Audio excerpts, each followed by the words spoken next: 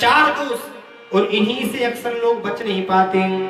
अभ्यर्थितस्तदा तस्मै स्थानानि कलेददौ धूर्तं पानं स्त्रिया सूना यत्रास्धर्मश्चतुर्विधा। धूर्तं पानं स्त्रिया सूना, चार जगह कलयुग को राजर्षि परीक्षित ने देखी, और इन चार जगह से आप बच जाए तो मुझे लगता है कि आप पर कोई कलयुग का प्रभाव नहीं होगा, कोई कलयुग का असर नहीं पड़ने वाला। अभी यहाँ सत्संग की कथा हो रही है, फेसबुक इतनी सहजता सरलता भी है कि भैया आप नेट चालू करो तो साथी जी की आईडी पर जाइए और सत्संग की कथा आप श्रवण कर सकते हैं। लेकिन गांव के चबूतरे पर बैठ करके 10 लोग ताश जुआ जरूर खेलेंगे, पर मोबाइल 2GB नेट भी फ्री मिल रहा है, तो उसमें नेट को खोलकर साथी जी की आईडी पर ना तो जाएंगे, और यदि भूलवश वो वहां से कथा की सत्संग की कथा निकल भी गई तो इतने जल्दी निकालते कि ऐसा ना हो कोई शब्द कानों में पड़ जाए। तो धूर्तम सबसे पहला कलयुग का दोष है, धूर्तम। जहां जुआ खेलता है वहां पर कलयुग का वास होता है, और अक्सर लोग इस दोष से नहीं बच पाते। दूसरा दोष है कलयुग का पानम, जहां मदिरा का पान होता है। जो लोग दारू पीते हैं उनके घर में और उनके साथ में कलयुग हमेशा रहता है। भैया दारू पीने से तो शरीर नष्ट होता है, धन नष्ट होता है और सम्मान नष्ट होता है, सभी लोग जानते हैं। परम पूज्य प्रातः सुने सदगुरुदेव परम पूज्य नांगर जी महाराज कहते हैं, नीति के बिना राज, नीति के बिना राज, धर्म के बिना धन, परमात्मा को समर्पण किए बिना सत्कर्म, अहंकार से ज्ञान, विवेक के बिना बुद्धि, और शराब से खानदान नष्ट हो जाएगा।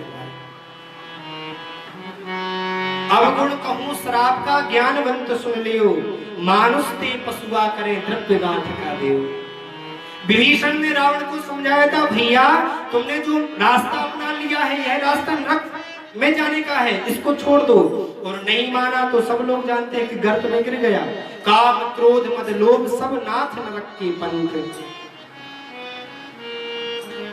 यदि आप शराब का नशा करेंगे तो वो कुमार्गी की ओर ले जाएगा, और यदि आप इनका नशा करेंगे तो यह सुमार्गी की ओर जाता है। एक पंडित जी थे, वह अपनी कथा में कहते थे, भैया शराब पीने से धन नष्ट होता है, इज्जत नष्ट होती है और धन सम्मान नष्ट होता है। पर विडंबना ये थी कि पंडित जी का लड़का स्वयं दारू पीता था। तो क्या हुआ कि जो श्रोता लोग कथा सुनने आते थे, वह जब कथा को श्रवण करके जाते थे घर में, तो पंडित जी का लड़का स्वयं नाली में अपना सिर डाले हुए दिखता था।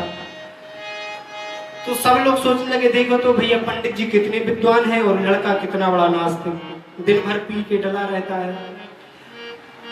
आज पंडित जी से जरूर कहेंगे, इसकी शिकायत करेंगे। तो दूसरे दिन की कथा जब विराम हुई तो सभी लोगों ने कहा, पंडित जी आप तो कथा में गए थे कि भैया शराब पीने से धन नष्ट होता है, इज्जत नष्ट होती है और शरीर नष्ट होता है, पर आपका लड़का स्वयं दारू पीता है।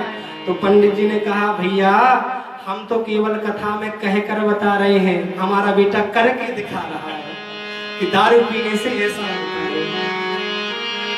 जाम पर जाम पीने से क्या फायदा, रात गुजरी तो सुबह उतर जाएगी, एक बार पी ले तो राम नाम का प्याला, तेरी सारी जिंदगी उतर जाएगी। जग में आकर के ना कुछ तूने अच्छा किया, तेरी सारी उम्र यूं ही निकल जाएगी।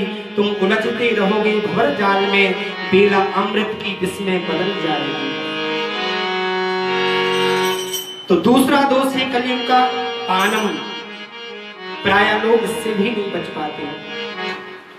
तीसरा दोष है कलयुग का स्त्रियाह। स्त्रियाह का तात्पर्य यह है जहां लंपट पुरुष रहते हो। लंपट पुरुष का तात्पर्य यह है कि यहाँ से कोई कन्या निकली तो उसको आप बार बार घूम के देखते हो कि देखो भैया आह क्या चाल है, क्या ढाल है, क्या लगती है। ये जो लोग होते हैं यही लंपट पुरुष हैं। तो जहां पर ऐसे लोग रहते हैं वहां पर भी कलयुग का वास होता है। सूना चौथा कलयुग का अवगुण बताया है सोना, जहां जीव जंतुओं की हिंसा होती है। हिंसा मतलब निंदा। ध्यान देना, निंदा से बड़ा कोई और पाप है ही नहीं। निंदा से बड़ा कोई पाप नहीं है। सीरध्वज राजा से बहुत बड़ा पाप हो गया। ब्राह्मण की कन्या का हरण कर लिया, और जब कन्या का हरण कर लिया ब्राह्मण की, तो अकाल पड़ गया राज्य में। कहीं बरसात नहीं हुई, बारिश नहीं हुई। सभी लोग सीरध्वज के पास में पहुंचे, बोले महाराज आपने एक ब्राह्मण की कन्या का हरण किया है, इसलिए आपके राज्य में अकाल पड़ा है, इसलिए आपको कुछ ना कुछ प्रायश्चित करना चाहिए। तो सीरध्वज ने पुरोहितों को बुलाया और परामर्श लिया कि भैया इस पाप से बचने के लिए हम क्या करें। तो सभी ब्राह्मणों ने कहा एक काम कीजिए, आपसे पाप बहुत बड़ा हुआ है, आप सभी प्रजाजनों को एकत्रित करो और सबके सामने अपने पाप का प्रायश्चित करो कि हमने एक ब्राह्मण की कन्या का हरण किया है, इसका हमसे बहुत बड़ा पाप हुआ है, हम क्षमा प्रार्थी हैं। लोग प्रजाजन जब आपकी निंदा सुनेंगे तो आपका जो पाप है वह सबके सिर पर जाकर के बैठ जाएगा, तो आपका पाप, आप पाप से मुक्त हो जाएगा। तो भैया सीरध्वज ने सभी प्रजाजनों को बुलाया और सभी लोग आए, सभी को बताया सीरध्वज ने कि हमसे ऐसा ऐसा पाप हुआ है, इसके हम बहुत बड़े अपराधी हैं। तो जितना पाप था वो सब जो सुनने वाले थे, निंदा सुनने वाले थे, सबके सिर पर जाकर के बैठ गए। पर वर्षा ऋतु आई, सभी जगह बरसात हुई, पर फिर भी बरसात नहीं हुई उसके राज्य में, सीरध्वज के राज्य में। फिर पुरोहितों के पास में पहुंचे, बोले महाराज अब क्यों बारिश नहीं हो रही है। तो बोले जरूर किसी ने आपकी निंदा नहीं की है, जरूर आपका पाप किसी ने अपने सिर पर नहीं लिया है। तो कौन हो सकता है। तो पता चला कि देवी जी का एक मंदिर था, उस मंदिर के बाहर एक बुढ़िया फूल बेचा करती थी। उस बुढ़िया ने ना अपने जीवन में कभी निंदा की और ना कभी अपने जीवन में निंदा सुनी। सीरध्वज भेष बदलकर उस बुढ़िया के पास में पहुंचे और प्रणाम किया। तो प्रणाम किया, उस बुढ़िया ने कहा राजन मैं तुम्हें पहचान गई कि तुम सीरध्वज हो। राजा अवाक रह गया कि आप मुझे कैसे जान गए, मैं तो भेष बदल करके आया था। उस बुढ़िया ने कहा भैया ना मैंने कभी किसी की निंदा की है और ना कभी की निंदा सुनी है, तो निंदा ना करने से और निंदा ना सुनने से मैं भूत भविष्य वर्तमान तीनों का देख सकती हूँ।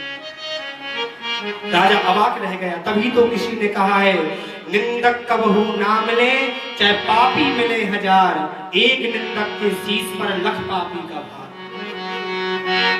तो चौथा कलयुग का जो दोष है वह है निंदा, और प्राय 100 में से 90% इस रोग के लोग शिकारी हैं।